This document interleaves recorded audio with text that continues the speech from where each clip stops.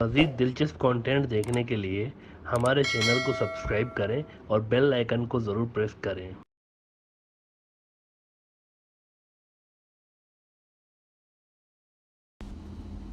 अगर आप कभी चीन जाएं, तो इस बात का एहतियात कर लें कि आपके पास कोई ऐसा मैप मौजूद ना हो जिसमें अरुणाचल प्रदेश, जो कि इंडिया के नॉर्थ ईस्ट की 7 रियासतों में से एक रियासत है, ये इंडियन इलाका शो किया गया हो। ऐसा कोई मैप अपने पास ना रखें, क्योंकि 2019 में एक लॉ पास किया था चीन में, जिसमें ये काबिल सज़ा जुर्म है कि आप अरुणाचल प्रदेश को इंडिया का इलाका दिखाएं।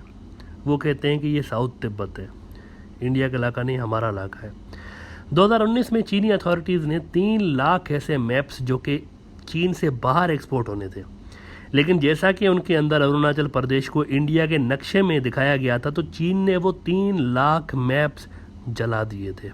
और इस हफ्ते भी एक बहुत बड़ी कंसाइनमेंट पकड़ी है चीनी कस्टम हकाम ने, ये कहकर कि तुमने साउथ तिब्बत को इंडियन इलाका कैसे दिखाया हुआ है, हाउ डेयर यू।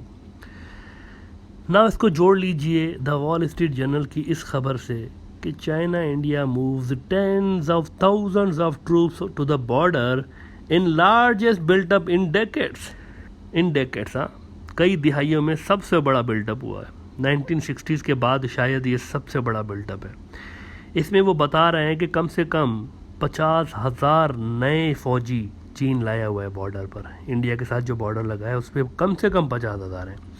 अच्छा, सिर्फ ट्रूप्स नहीं लाया ना, इशू ये है कि ट्रूप्स नहीं लाया, सिर्फ एडवांस लेवल का surface to air missile system भी लाया हुआ है, जदीद तरीन मशीनरी भी लेकर आया हुआ है, जो कि वहाँ पर पहले कभी नहीं थी। पहले ये एक शांत किस्म का बॉर्डर हुआ करता था, परिंदे चहचहाते थे, तितलियाँ वहाँ पर गुनगुनाती रहती थीं, झरने बहते थे, एक रोमांटिक किस्म का माहौल हुआ करता था। लेकिन अब खौफनाक किस्म का बॉर्डर बन चुका है। लाखों की तादाद में फ़ौज वहाँ पर डिप्लॉयड है। क्यों?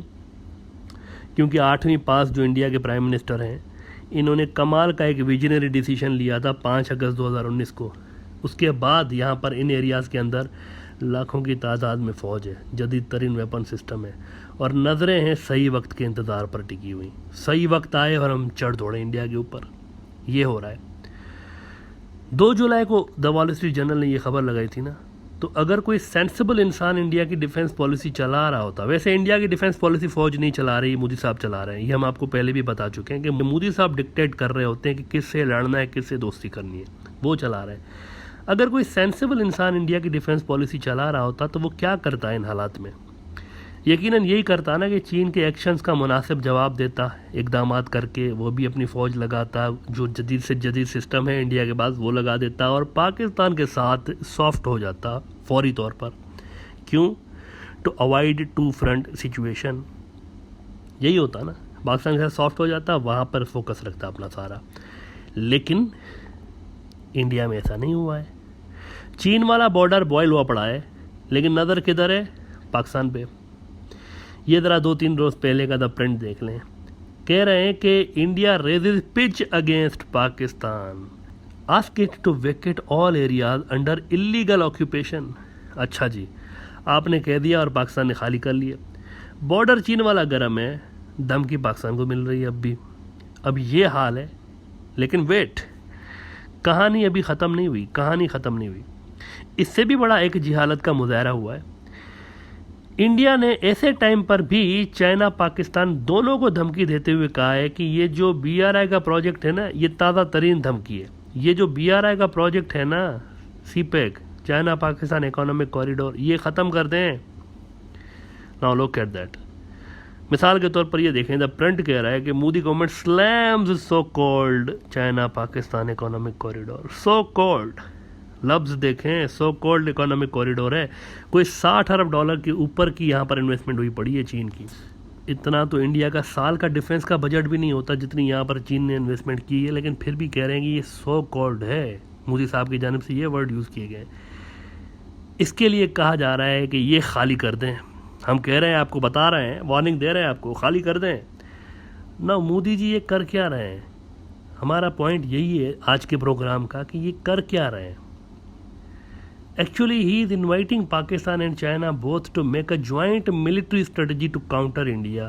तुम दोनों मिल के कूटो हमें, ये कर रहे हैं, इनवाइट कर रहे हैं दोनों को कि मिल जाओ और मिल के कूटो हमें। ये इंडिया की इस वक्त पॉलिसी है, to unite China and Pakistan further against India.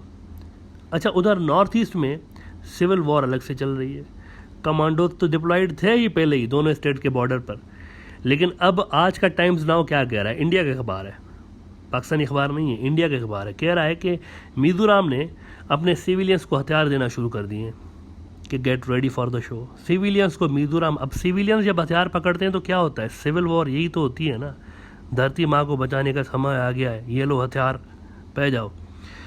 BJP ने अपने ही स्टेट्स को लड़ा दिया है ये हालत में, जदीद तरीन गाड़ियाँ, जदीद तरीन असला डिप्लॉय हो रहा है, लोगों को अंदर असला सप्लाई किया जा रहा है कि ये लो और तैयार रहो एक कॉल पे। दोनों रियासतों के बॉर्डर्स पर जंग का माहौल है, आमदोरफ्त बंद है, मिजोरम कट ऑफ है पूरी इंडिया से। इस बात के भी कई एनालिस्ट इम्कान जाहिर कर रहे हैं कि मिजोरम कहीं आज़ादी का ना ऐलान कर दे कि हम इंडिया से आज़ाद मुल्क हैं, कहीं ये ना हो जाए, इस बात के भी इम्कान पैदा हो चुके हैं। ना ये वो इलाके हैं जहाँ पर चीन का बेहद असर है, बहुत ज़्यादा असर है। अरुणाचल प्रदेश के साथ वाले इलाके हैं ना सारे के सारे, साउथ तिब्बत, अरुणाचल प्रदेश उसके साथ हैं ये सारे, और यहाँ की आबादी भी ईसाई है ज़्यादातर। यहाँ पर हिंदुत्व का कार्ड भी नहीं चलता ना, भारत माता की संतान हो सब मिल जाओ, ये भी नहीं चलता ना, सारे हिंदू अखंड भारत बनाएंगे, ये नहीं चलता ना कार्ड। यहाँ पर ईसाई हैं सारे यहाँ पे। मिजोरम में 2.5% हिंदू आबादी है, नागालैंड में 98% क्रिश्चियंस है, नागालैंड 98% क्रिश्चियंस। वो कहते हैं हम इंडियन है ही नहीं, हमारा ना मज़हब उनके साथ मिलता है, ना हमारे तौर तरीके, ना हमारा रस्म और रवाज, कुछ नहीं मिलता। अरुणाचल प्रदेश को देख लें, साउथ तिब्बत को, 68% यहाँ की जो आबादी है ईसाई और बुद्ध मत के लोगों पर मुश्तमिल है और लोकल मज़ाहब पे मुश्तमिल है। 68% हिंदू भी यहाँ पे, 68 में हिंदू नहीं आते। तो ये एक अलग ही दुनिया है, बाकी के पूरी इंडिया से अलग ही दुनिया है। शदीद गड़बड़ जा रही है, लेकिन नज़र कहाँ है, इसके बावजूद नज़र कहाँ है, इधर नज़र नहीं है, नज़र कहाँ है, पाकिस्तान। छोड़ेंगे नहीं, कूट देंगे, पीट देंगे, मार देंगे, फाड़ देंगे, वगैरह वगैरह वगैरह। मोदी साहब के साबिका उस्ताद सुब्रमण्यम स्वामी बीजेपी के अहम तरीन नेता हैं। इनका ज़रा ये बयान देख लें आप, आपको इस बयान के अंदर बीजेपी की जाहिलाना पॉलिसीज़ नज़र आ जाएंगी। ये 2-3 लाइनों के अंदर आपको सारा मुस्तकबिल नज़र आ जाएगा। फरमा रहे हैं कि पाकिस्तान और चाइना को सबक सिखाएंगे, हमें चीन से अपने इलाके वापस लेना आते हैं। अरे अमित शाह भी यही कह रहे थे ना, जान दे देंगे इसके लिए, जान दे देंगे इसके लिए, लद्दाख के लिए जान दे देंगे और वो अक्साई चिन के लिए जान दे देंगे। क्या हुआ, कभी घूमने गए क्या उधर, लद्दाख में गए? इसके बाद जाए ना, ज़रा चक्कर मार के आ जाए ना। जान दे देंगे तो कहना आसान है, लेकिन ज़रा जाए तो सही, बॉर्डर पर जाए ना चीनियों के सामने। अच्छा, ये क्यों हो रहा है? क्या बीजेपी के अकाबरीन वाकई इतने बुद्धू हैं कि एक साथ ही वो चीन और पाकिस्तान दोनों को चिढ़ा रहे हैं? वाकई इतने बुद्धू हैं, जबकि उनको पता भी है कि they are far behind Pakistan. Even China को तो छोड़ दें आप, अगर आप कन्वेंशनल वॉरफेयर की बात करते हैं, तब भी 27 फरवरी 2019 को पाकिस्तान ने क्या किया था, अपनी वॉर कैपेबिलिटीज़ का मुजाहरा करके ये साबित कर दिया था कि इस वक्त भी they are far ahead of India. उन्होंने इंडिया की कम्युनिकेशन लाइंस जैम करके दिखा दी हैं, रेडार सिस्टम जैम करके दिखा दिए। इंडिया अपने जहाज़ गिराता फिर रहा था, अपने हेलीकॉप्टर्स मार रहा था वहाँ पे। क्या हुआ 27 फरवरी को? पाकिस्तान, ये एक प्रूफ था ना पाकिस्तान की जानिब से कि they are far ahead of India. Technically वो बहुत साउंड है। तो चीन तो फिर भी चीन है, वो तो अमेरिका के टक्कर की चीज़ है। तो अगर मालूम भी है जब बीजेपी के काबरीन को कि ये दोनों अगर मिल जाते हैं तो कोई चांस नहीं है, then why they are doing so. सवाल ये है ना, दोनों मुल्कों से एक साथ क्यों इंगेज हो रहे हैं भाई, किस लिए हो रहे हैं? दोनों को एक साथ धमकियां दे रहे हैं अब भी, क्यों? बीजेपी की डोमेस्टिक पॉलिटिक्स की वजह से वो पाकिस्तान मुखालिफ बयानियाँ रखते हैं। अभी यूपी के इलेक्शन भी तो आने हैं, ओहो, वहाँ भी तो पाकिस्तान कार्ड खेलेंगे ना, बिकता है ना पाकिस्तान कार्ड यूपी के अंदर। और अमेरिका का प्रेशर है कि चीन के खिलाफ बयानिया जारी रखा जाए, यही वजह है कि चीन के साथ भी वो टसल में है, इसीलिए ये एक साथ दोनों मुल्कों के खिलाफ बोल रहे हैं। बट हम हमेशा कहते रहते हैं कि वाशिंगटन वाले बाबा इस पर खुश नहीं है कि इंडिया पाकिस्तान को क्यों बीच में ला रहा है और चीन पे अकेला, चीन पे फोकस क्यों नहीं कर रहा, पाकिस्तान क्यों है बीच में, अमेरिका इस पे बड़ा नाराज़ है। अगर इस वक्त इंडिया पाकिस्तान के बीच जंग होती है फ़र्ज़ करें, तो चीन तो बिना लड़े ही जीत जाएगा ना, क्योंकि पाकिस्तान की हेल्प करेंगे, जाहिर सी बात है, obviously they will help Pakistan and they will ensure कि उनको लड़ना ना पड़े, पाकिस्तानी जंग ख़त्म कर दे इंडिया के ख़िलाफ़, क्योंकि इंडिया इस हद तक तो जा चुका है ना चीन के ख़िलाफ़, तो वो तो लाजमन हेल्प करेंगे। तो इसमें अमेरिका का क्या फ़ायदा होता है अगर पाकिस्तान के साथ लड़ाई होती? अमेरिका का क्या फ़ायदा है? उनका थ्रेट है चाइना, इंडिया लड़ेगा पाकिस्तान से, क्या फ़ायदा होगा अमेरिका का? नाउ ज़रा हम आपको बीजेपी का मुस्तकबिल बता देते हैं कि अगर यही anti America, anti China policies जारी रहती हैं, नहीं बदलती, तो क्या होगा? ये ज़रा तस्वीर देखें आप, बड़ी ही दुखदायक तस्वीर नज़र आ रही होगी आपको। 2 सिक्योरिटी गार्ड्स एक बंदे को पकड़ के जलील करके बाहर फेंक रहे हैं। अब ये कौन है बंदा और इस बंदे को क्यों बाहर फेंका जा रहा है?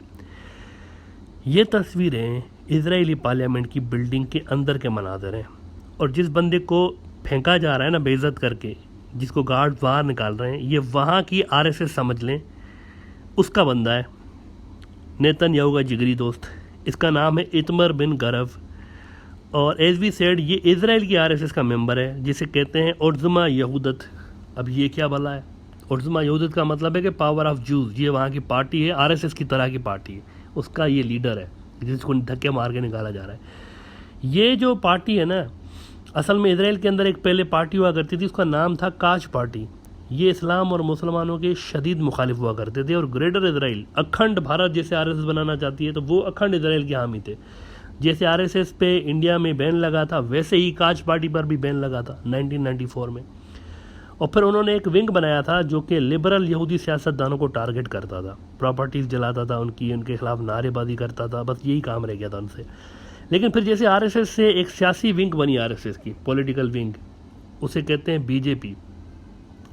ऐसे ही काश पार्टी से उसका एक पॉलिटिकल विंग निकली, उसको कहते हैं ओज़मा यहूदत। ये उस पार्टी का लीडर है, सेम आइडियोलॉजी, जिसको धक्के मार के बाहर फेंका जा रहा है, ये ओज़मा यहूदत का लीडर है, जो कि काश पार्टी का बच्चा है।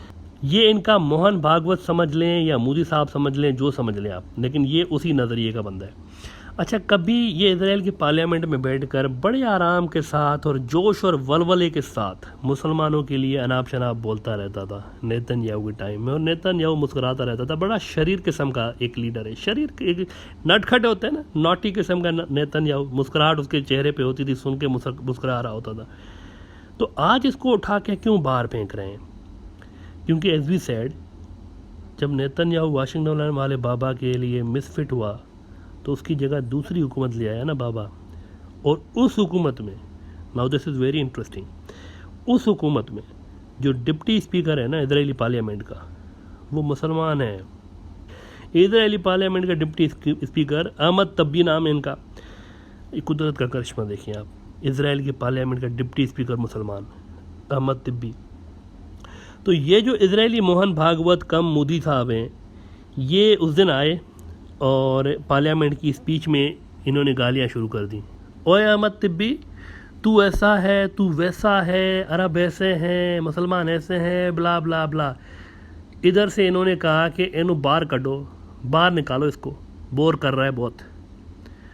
आप नहीं बोल सकते यूँ मुसलमानों के ख़िलाफ़ और अरबों के ख़िलाफ़, अब बाहर फेंको इसको।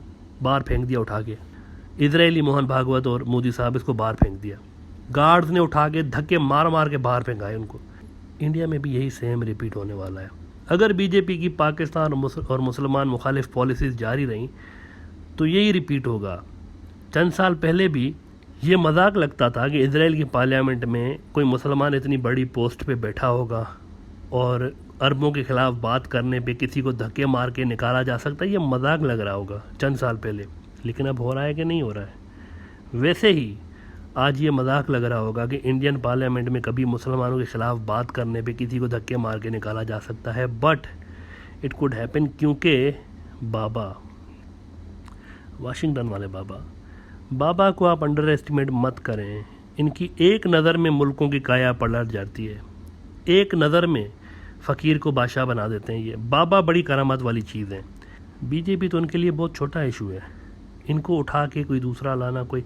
और वैसे हम आपको ये बता दें कि अलायंस पहले ही बन रहा है, अलायंसेस पहले ही बन रहे हैं। ममता बनर्जी दिल्ली का दौरा कर रही हैं, ममता बनर्जी राहुल गांधी से मिल रही हैं, आम आदमी पार्टी से मिल रही हैं। और एक बात है, अलाइंसेस तो बीजेपी के खिलाफ पहले भी बनते रहते हैं ना, लेकिन अब जो अलाइंसेस बन रहे हैं उसमें क्या ख़ास बात है, ये नोट करें। ये कोई नहीं नोट कर रहा, पहली बार हम आपको बता रहे हैं इसमें क्या ख़ास बात है।